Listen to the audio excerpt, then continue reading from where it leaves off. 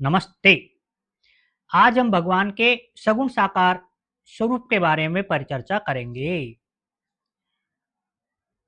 सगुण साकार रूप में हम परिभाषा की दृष्टि से देखें तो जब परमेश्वर अपने अनंत दिव्य गुणों जैसे ज्ञान, भक्ति, शक्ति, ऐश्वर्य, करुणा, दया, प्रेम आदि से युक्त होकर किसी दिव्य स्वरूप यानी कि रूप, नाम, लीला और धाम में भक्तों के समक्ष प्रकट होते हैं, तब उसे ईश्वर का सगुण साकार रूप कहा जाता है।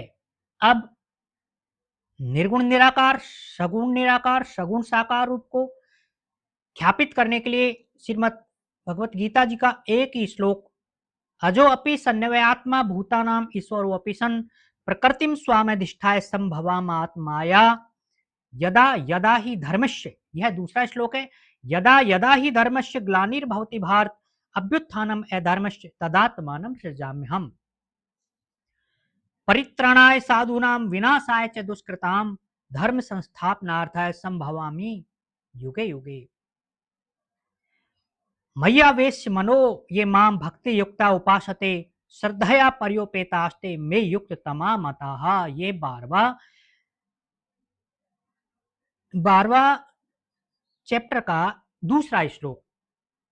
तो मुझमें मन को एकाग्र करके निरंतर मेरे भजन ध्यान में लगे हुए जो भक्तजन अतिशय श्रेष्ठ श्रद्धा से युक्त होकर मुझ सगुण रूप परमेश्वर को भजते हैं, वे मुझको योगियों में अति उत्तम योगी मान्य हैं, ऐसे भगवान कृष्ण कहते हैं। श्रीमद् भागवत महापुराण में एते चांस कलाहा पुंसः कृष्णमस्तु भगवान स्वयं, यानी कि भगवान श्री कृष्ण स्वयं भगवान हैं, उनका दिव्य साकार रूप ही परम सत्य है। और वहीं प्रभु श्री राम के संदर्भ में भी आया, रामो विग्रहवान धर्मः स्वयं प्रभु सूर्यस्यापि भवेत् सूर्यः परम ज्योति परम धामः पराकाशः परात्परः अच्युतः पुरुषः कृष्णः शाश्वतः शिव ईश्वरः। पवनः पवतामस्मि रामः शस्त्रभृतामहं झषाणां मकर च अस्मि स्रोतसामस्मि जाह्नवी। धाम, नाम, रूप, लीला को आधार बनाकर सगुण उपासक ईश्वर तत्व प्राप्ति का मार्ग प्रशस्त करते हैं।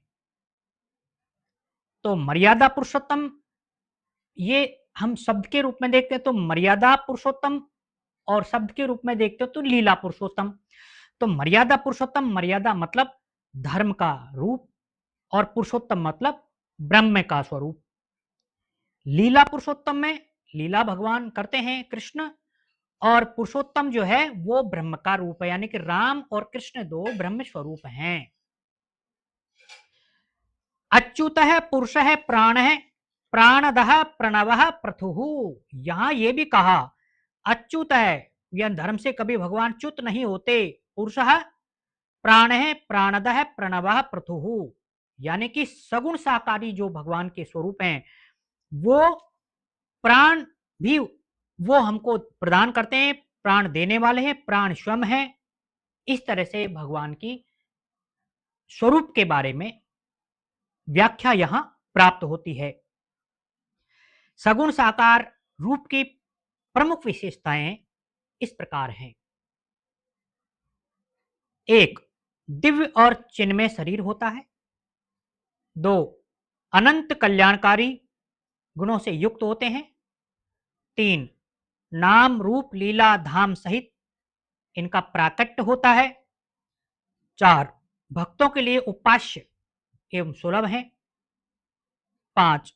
अवतार ग्रहण करने वाले किंतु जन और मरण से परे होते हैं।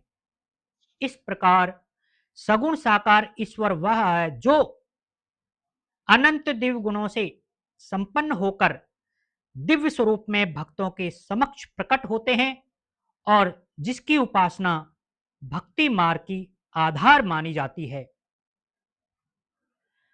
प्रयाण काले मनसा चले भक्तया युक्तो योग बलेन चैव भ्रवोर्मध्ये प्राणमावेश सम्यक सैतम परम पुरुषम उपैति दिव्यम। ये जो भगवान का स्वरूप है, इसको हम नाम के द्वारा देखते हैं। प्रयाण काले मनसा चलेन भक्त्या युक्तो योग बलेन चैव भ्रवोर मध्य प्राणम आवेश सम्यक सैतम परम पुरुषम उपैति दिव्यम। गोविंद मेरी यह प्रार्थना है, भूलू ना नए नाम कभी तुम्हारा। निष्काम हो के दिन रात गाऊं, निष्काम हो के दिन रात गाऊं, गोविंदे दामोदर माधवेति। हे कृष्ण हे यादव हे सखेति, हे कृष्ण हे यादव हे सखेति। देहांत काले तुम सामने हो, बंसी बजाते मन को लुभाते। गाता यही मैं तननाथ त्यागूं, गाता यही मैं तननाथ त्यागूं। गोविंद दामोदर माधवेति, हे कृष्ण हे यादव हे सखेति, हे कृष्ण हे यादव हे सखेति। गोविंदो मेरी यह प्रार्थना है, भूलू ना मैं नाम कभी तुम्हारा। इस तरह से सगुण साकार की उपासना करने वाले भक्त जो हैं, नाम रूप लीला धाम सहित उस परम प्रभु ईश्वर की उपासना स्तुति आराधना में अनवरत लगे रहते हैं। नमस्ते। ओम।